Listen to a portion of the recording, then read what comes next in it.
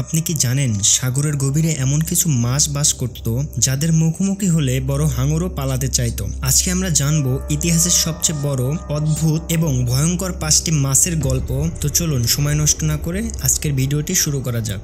Megalodon প্রায় 3.6 million বছর আগে মেগালোডন ছিল এখন পর্যন্ত পাওয়া সবচেয়ে বড় পৃথিবীর হাঙর। এটি ছিল 50 থেকে 60 ফুট লম্বা, ওজন ছিল 50 টনেরও বেশি। এর দাঁতের এক একটি দৈর্ঘ্য ছিল 7 ইঞ্চি পর্যন্ত। এক কামড়ে একটি আধা গাড়ির সমান কোনো প্রাণীকে ছিঁড়ে ফেলতে পারত। এমনকি তিমিও ছিল এর শিকারের তালিকায়। সবাই মনে করে মেগালোডন শার্ক আজও বেঁচে আছে, কারণ পৃথিবীর মহাসাগরের 80%-এর বেশি কখনোই মানুষ অনুসন্ধান করেনি। সেই অজানা অন্ধকারে কি আজও এক বিশাল ছায়া সাঁতরে বেড়াচ্ছে? মেগালোডনের ছায়া নামক কিছু রহস্যজনক সাবমেরিন সনদ এবং ফিশিং টার্নেলের রিপোর্ট এই রহস্যকে আরও গভীর করে তোলে। ডাঙ্কলোঅস্টিয়াস ছিল প্রায় 360 মিলিয়ন বছর আগে ডেভোনিয়ান যুগের মহাসাগরের রাজা। এই মাছটি ছিল প্রায় 30 ফুট লম্বা, এর ওজনও ছিল প্রায় 4 টনের মতো। এই মাছের দাঁত ছিল না, কিন্তু তার বদলে ছিল ধারালো হাড়ের ব্লেড সদৃশ্য চোয়াল। এই হাড় এতটাই শক্তিশালী ছিল যা দিয়ে এক কামড়ে হাড়গোড় ভেঙে গুড়িয়ে দিতে পারত। এর কামড়ের জোর ছিল প্রায় 800 পাউন্ড ফোর্স, যা গ্রেট হোয়াইট শার্কের চেয়েও বেশি। ডাঙ্কলোঅস্টিয়াস ছিল ক্যালিবান, মানে নিজের প্রজাতির মাছকেও খেয়ে ফেলত, যে কোনো সময়ই শিকারকে ছিঁড়ে খেয়ে ফেলার জন্য প্রস্তুত থাকত। বিজ্ঞানীরা ফসলি থেকে আবিষ্কার করেছেন এটির মাথা এবং বুকের সামনে ছিল মোটা বর্মের আবৃত্ত, ঠিক যেন কোনো যোদ্ধার বডি আর্ম পরা। সার্কোসুকাস যদিও একটি জলজ প্রাণী ছিল, কিন্তু অনেকটা সময় জলে কাটাতো বলে এটাকেও মাছের শিকারী বা সামুদ্রিক দানব বলাই যায়। এটি প্রায় 110 মিলিয়ন বছর আগে জীবিত ছিল এবং আফ্রিকান নদী ও হ্রদে বাস করত। সার্কোসুকাস ছিল 40 ফুট লম্বা ও ওজনে ছিল 8 টনেরও বেশি। এটি ছিল আধুনিক কুমিরের পূর্বপুরুষ, কিন্তু আকারে দ্বিগুণ বিশাল এবং অনেক বেশি হিংস্র। এমনকি ডাইনোসর পর্যন্ত ছিল এদের খাদ্য তালিকায়। এর চোয়াল ছিল 10 ফুট লম্বা এবং এক কামড়ে বিশাল প্রাণীকে ছিন্ন ভিন্ন করে ফেলতে পারত।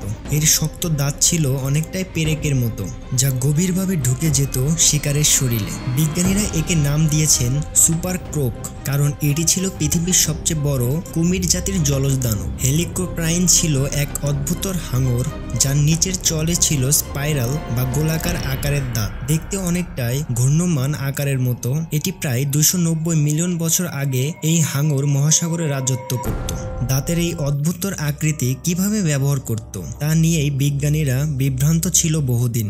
এখনকার সময়ে বিজ্ঞানীরা ধারণা করে এই ঘূর্ণমান দাঁত দিয়ে শিকারকে কেটে কেটে খেত এবং গিলে ফেলত। এই মাছ প্রায় 25 ফুট লম্বা ছিল।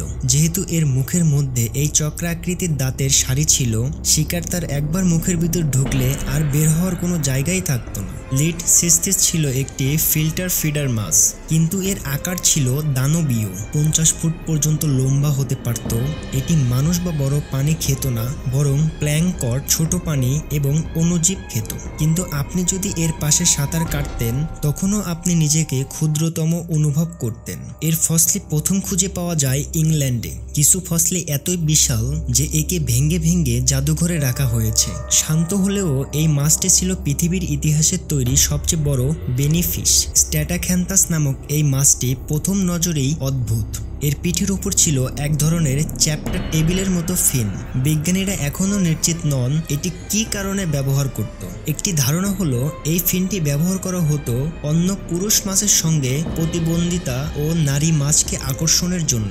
যদিও এটি দেখতে অদ্ভুত, তবুও এটি ছিল মাংসাশী এবং হিংস্র প্রকৃতির। এই মাছটি প্রায় 6 ফুট লম্বা হতো এবং হাঙরের দাঁতও ছিল ধারালো ও জিগজ্যাগ ধরনের। এর ফসলি আজও বিজ্ঞানীদের গবেষণার বিষয়। সিলাকান্তকে বিজ্ঞানীরা একসময় মনে করতেন বিলুপ্ত হয়ে গেছে, যা প্রায় 65 বছর মিলিয়ন আগে। কিন্তু 1938 সালে দক্ষিণ আফ্রিকার এক মৎস্যজীবী এই মাছটি জীবিত অবস্থায় ধরেন। এটি প্রায় 6.5 ফুট লম্বা হয় এবং এর ওজন ছিল 90 কেজি পর্যন্ত।